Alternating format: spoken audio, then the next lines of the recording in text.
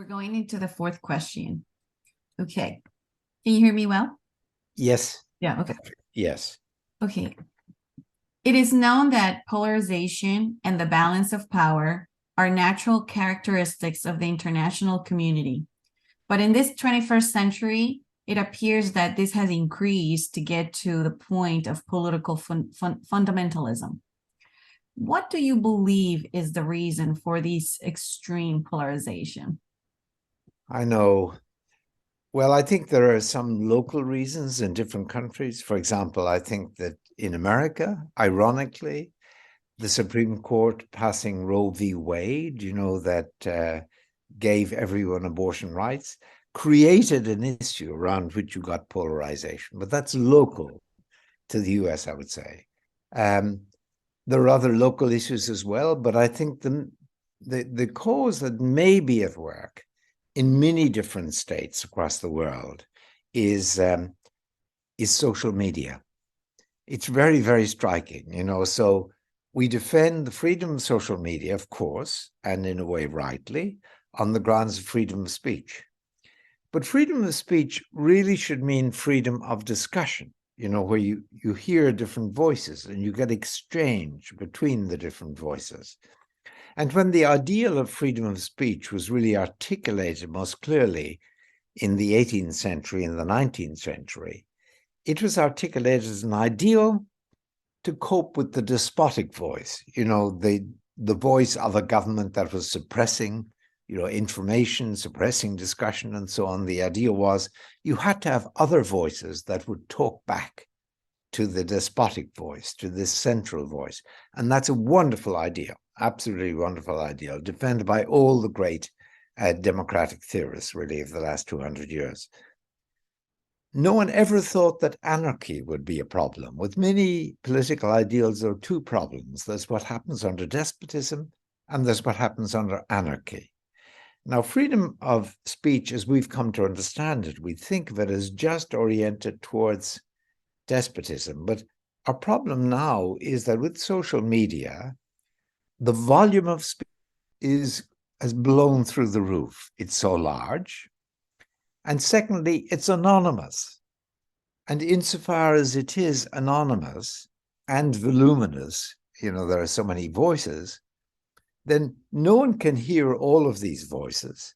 So people, pick the voices they enjoy hearing, creating echo chambers, as people say, in which you get this group, that group, another group that talk back and forth to one another without enough contact, little or no contact between these different groups.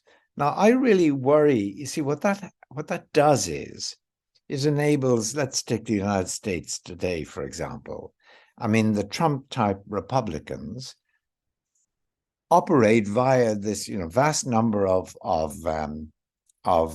groups on social media that reinforce one another in, say, for example, Trumpian-type views. They just keep repeating the message back and forth. They send out a message on Twitter and a million people write like, I hate that like at the bottom of a message because it's so, in a way, stupid. It's not sort of saying, I agree with this, but I differ. It's not giving any reasons. It's not encouraging discussion. It's just, yeah, I'm joining that gang. The social media is creating these gangs who don't talk to one another. Now, I sort of feel that maybe, I found that the most likely explanation of the polarization that we've seen in so many countries, as people on the different sides of politics gravitate towards their own group and no longer hear or listen to the other group. There's not enough exchange. So now you asked me, Corrali, what was the explanation, in my view, of this polarization? I mean, assuming that it's a common explanation in different countries. And I think the best bet is that this sort of social media effect of tribalizing, the area of speech, rather than it destroys the community of a state and a country, if it's being tribalized, divided up into these different echo chambers and groups and gangs. And I think that is a real problem. And I think that may be the explanation of the polarization. But another issue is, how do you deal with it? And I actually think that's probably one of the biggest challenges today. I mean, there are various things that I'd be inclined to suggest myself, but, you know, really, it's going to take some time before we come to terms with social media and moderate social media. You know, I think what has to happen probably is that platforms will emerge, which maybe you've got to pay to operate on them, maybe a small amount of money just, but some amount of money. But you know on that platform that you will only hear the sorts of views that are fairly well tested and supported. You won't hear the absolutely extreme unsupported views.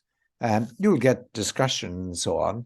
And if those platforms emerge, then more and more people are going to be attracted to them. The other platforms will become, as it were, second rate, you know, just places where you go to rant and rave, you know, and cheer and cry with those who are near to you in the tribe, so to speak, you want to occupy.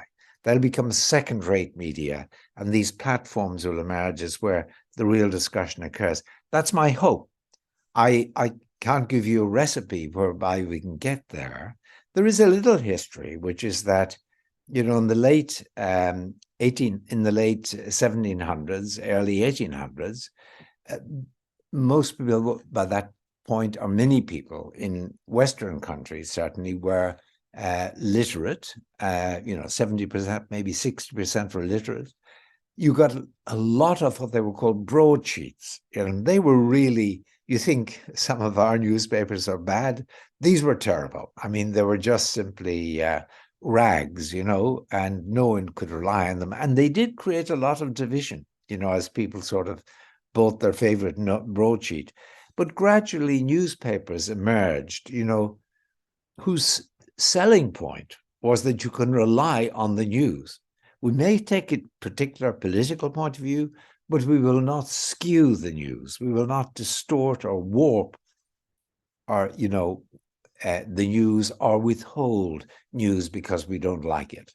And that's what, you know, gave birth to, really, say, the great newspapers in America, like New York Times, Washington Post, and similarly in similarly in Britain, for example.